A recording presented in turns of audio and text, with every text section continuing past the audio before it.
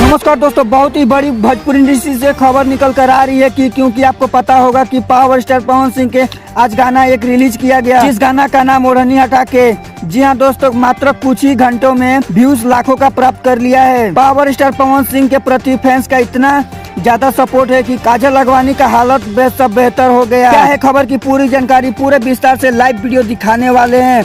उससे पहले आप चैनल पर नए हो तो चैनल को लाइक करते हुए चैनल जरूर सब्सक्राइब करिएगा और ज्यादा से ज्यादा वीडियो शेयर करिएगा। जी हाँ दोस्तों, पावर स्टार पवन सिंह के गाने को लेकर काजल अगवानी ने अनाप शनाप बोलते हुए नजर आ रही है। काजल अगवानी ने कैसे भी पावर स्टार पवन सिंह का गाना ब्लॉक करवाने के चक्कर में लग गई है। आखिर क्यों करवाना चाहती है काजल अगवानी यह गाना को? जी हाँ दोस्तों, सबसे पहले पावर स्टार पवन सिंह इस गाने को लेकर काजल अगवानी से साइन करवाए थे और पावर स्टार पवन सिंह काजल अगवानी का वजन कम करने के लिए बोले भी थे, पर काजल अगवानी वजन नहीं कम किया। खैर दोस्तों, आपका इस पर क्या राय, अपनी राय जरूर कमेंट बॉक्स में बताइएगा।